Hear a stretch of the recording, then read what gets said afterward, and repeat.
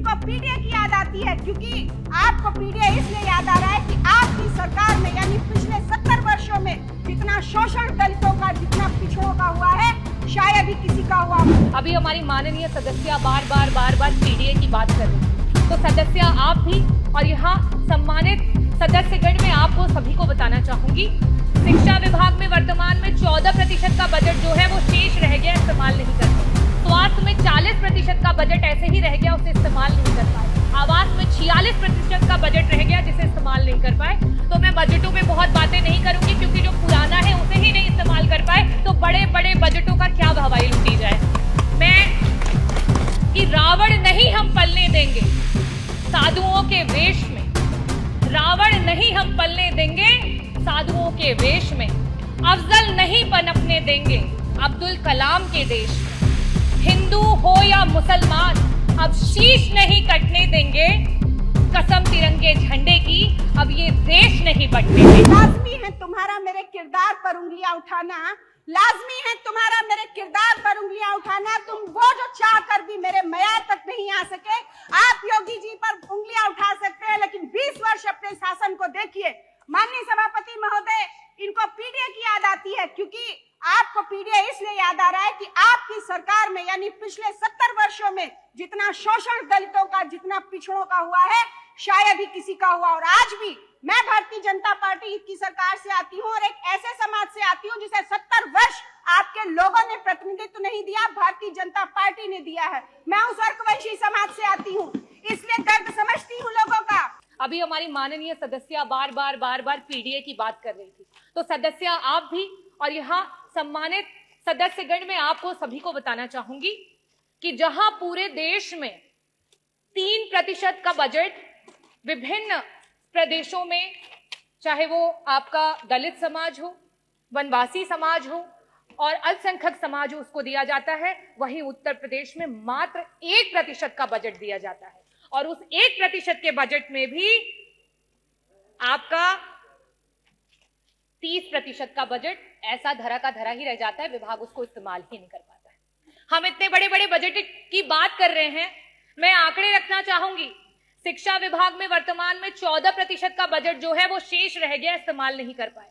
स्वास्थ्य में 40% का बजट ऐसे ही रह गया, उसे इस्तेमाल नहीं कर पाए। आवास में 46% का बजट रह गया, जिसे इस्तेमाल नहीं कर पाए। SC ST माइनॉरिटी में 30% का बजट है, जिसे इस्तेमाल नहीं कर पाए। अगर हम सिंचाई एवं बाढ़ नियंत्रण की बात करें, 35% का बजट है, जिसे इस्तेमाल नहीं कर पाए। अगर हम ट्रांसपोर्ट और PWD की बात करें, 6% का बजट है, जो पुराना बजट है, जिसे आप इस्तेमाल नहीं कर पाए। समाज कल्याण के मंत्री जी यहाँ बैठे हैं, 23% का बजट आज ऐसे ही पड़ा हुआ है, उसे इस्तेमाल नहीं कर पाए। कृषि विभाग वैसे ही 4% किसानों को दिया जा रहा है बजट में से, उसमें से भी 10% बजट ऐसे ही धरा का धरा रह गया, उसे इस्तेमाल नहीं कर पाए। तो मैं बजटों पे बहुत बातें नहीं करूंगी, क्योंकि जो पुराना है उसे ही नहीं इस्तेमाल कर पाए, तो बड़े बड़े बजटों का क्या हवाई लूटी जाए।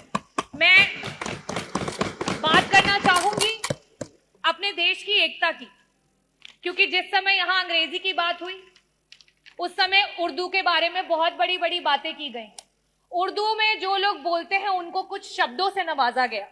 हमारे देश में उर्दू को बड़े ही लगाव से देखा जाता है।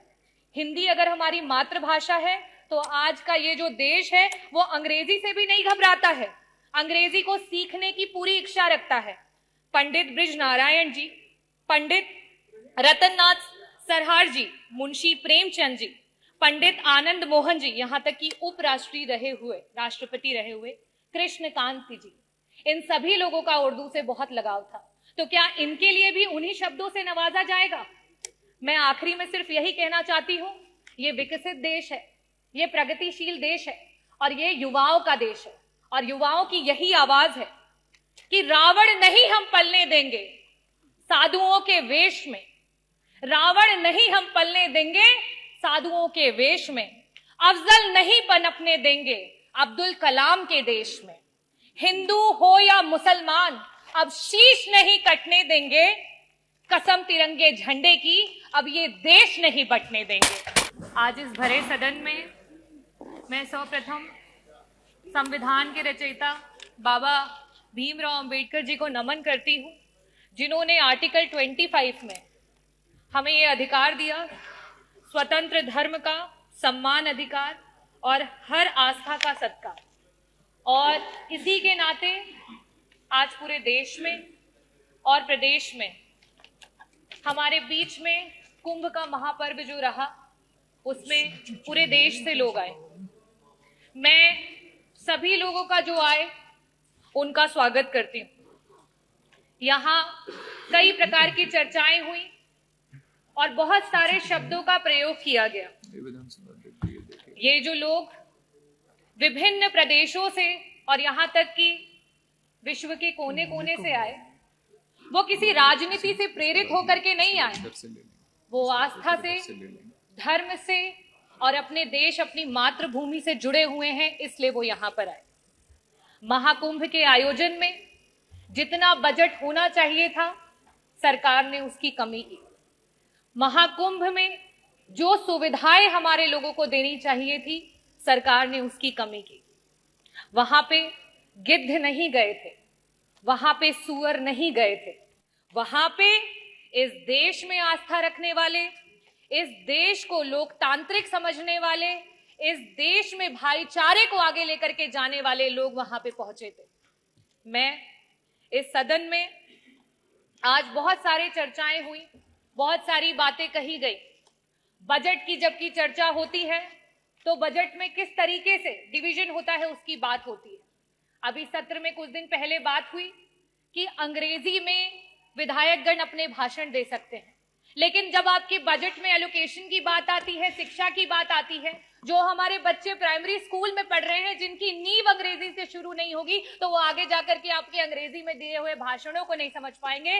लेकिन आप क्या काम कर रहे हैं? जहां 15% कहीं आपकी सरकार बजट दे रही थी, आज शिक्षा में वो बजट गिरा करके 13% पे आ चुका है। ये स्थिति है।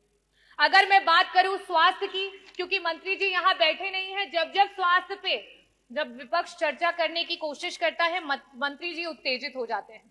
शायद इसीलिए हो जाते हैं क्योंकि स्वास्थ्य पे मात्र 6% का बजट दिया गया है, और इस 6% के बजट में भी मंत्री जी 40% का बजट पिछले जो बजट में था एलोकेटेड, उसको इस्तेमाल नहीं कर पाए।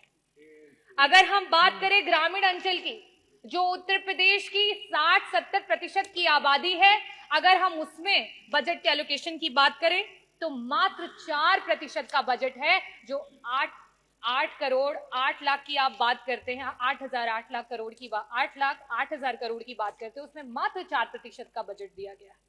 और सबसे बड़ी नाइंसाफी अगर इस सरकार में कोई झेल रहा है तो वो हमारा किसान है। पूरे देश का एवरेज औसत अगर निकाल लिया जाए तो बाकी प्रदेशों में जहां किसानों को 6% का बजट मिल रहा है, वहां उत्तर प्रदेश की सरकार में मात्र 3% का बजट है जो हमारे किसानों को दिया जा रहा है।